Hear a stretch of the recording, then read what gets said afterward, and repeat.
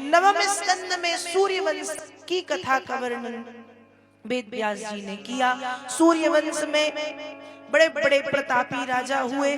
राजा सगर की 2 पत्नियां थी। सूर्य वंश में हुए सगर की 2 पत्नियां सुमति और केसनी। सुमति के 60,000 पुत्र और केसनी का 1 पुत्र। अवेगम पतंत्या में महीतले अन्यथा भूतलम भित्वा नृपयास्ये रसातलम। महाराज, तुम्हारी पृथ्वी पर ऐसा कोई है जो मेरे वेग को धारण कर सके?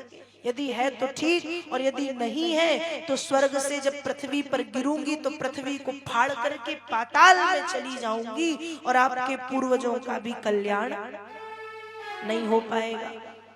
तब भागीरथ ने भगवान शंकर से निवेदन किया। भोलेनाथ प्रकट हुए और भागीरथ से कह दिया, जाओ गंगा मैया से जाके कहो, धारिष्यति ते वेगम रुद्र स्वाता शरीरी नाम। आपके वेग को भगवान शंकर धारण करेंगे। और स्वर्ग से गंगा मैया का जब अवतरण हुआ, भगवान शंकर ने जटाओं को फैला करके गंगा मैया को अपनी जटाओं में समाहित कर लिया। जटाओं बांधा। भगवान शंकर ने अपनी जटाओं में गंगा मैया को समाहित कर लिया। देशान पुनन्ति निर्दग्धान आसिंचद सगरात्मजान।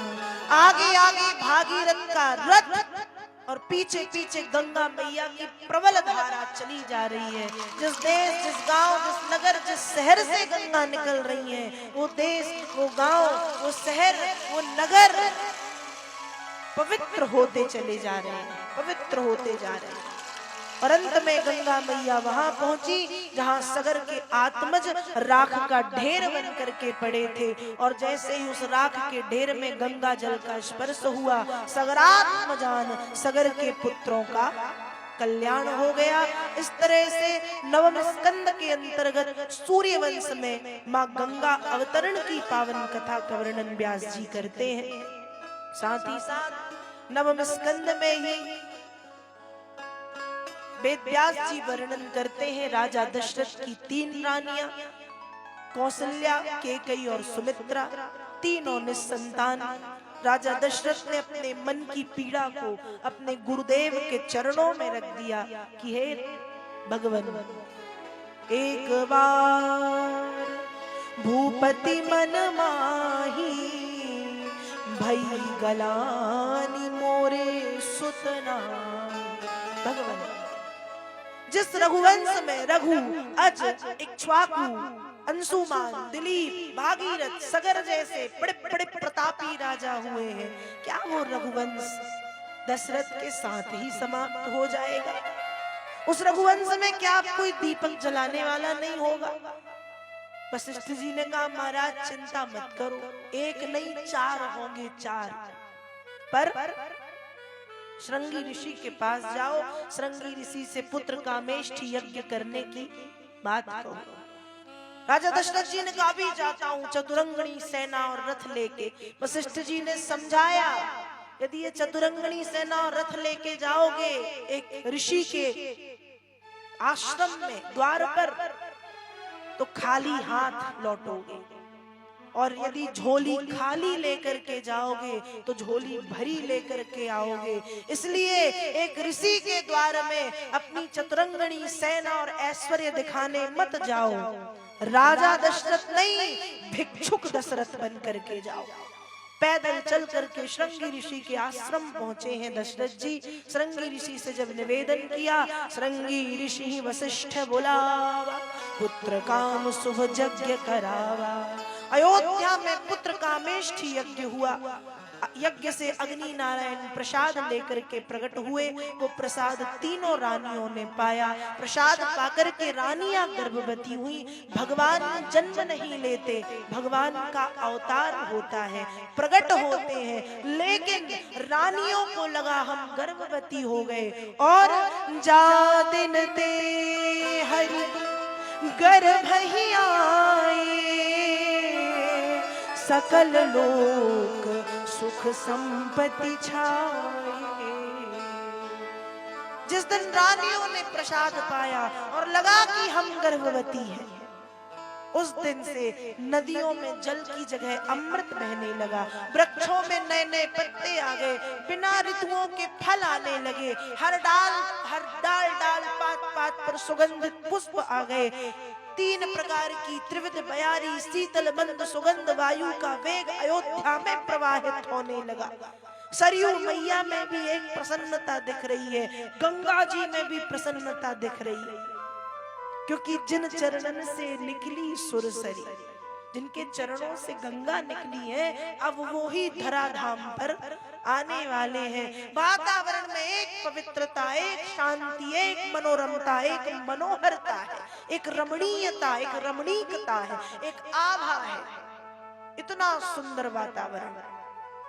और कुछ समय के बाद मानस में गोस्वामी जी लिखते हैं, नौमी तिथि मधुमास पुनीता, शुक्ल पक्ष अभिजित हरि प्रीता, राम सिया राम सिया राम जय जय राम, राम सिया राम सिया राम जय जय राम।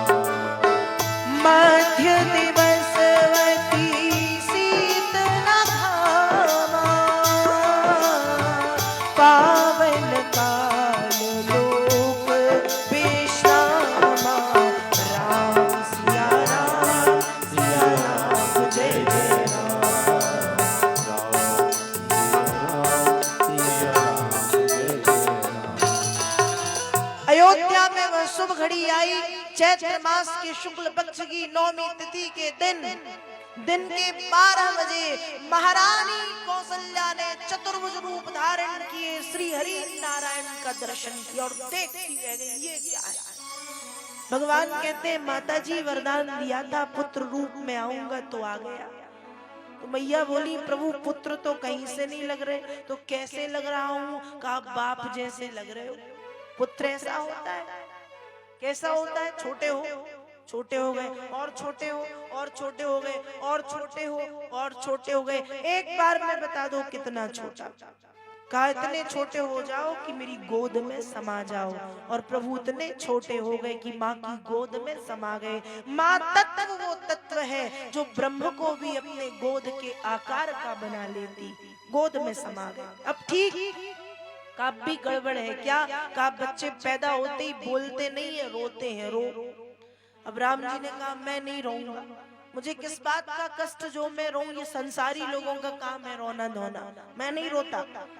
कौशल्या मैया कहती है, जानती हूँ कि आप नहीं रोएंगे, क्योंकि आपको कौन सा कष्ट, आपको कष्ट नहीं है, पर गौ माता को, ब्राह्मणों को, संतों को, ऋषियों को, आपके भक्तों को बड़ा कष्ट है। उनके कष्ट को देख करके रो। और जैसे ही कहा है कि रो, भक्तों को देख के रो, तो सुनी सी सूरोदन परम प्रिय वाणी, समभ्रम चली आई सब रानी। इतनी जोर जोर से रोए, इतनी जोर जोर से रोए कि पूरे भवन में रोने की आवाज गूंज गई। रानियां दासियां चली आई दौड़ लगा के कि मैया ने लगता है संतान को जन्म दे दिया।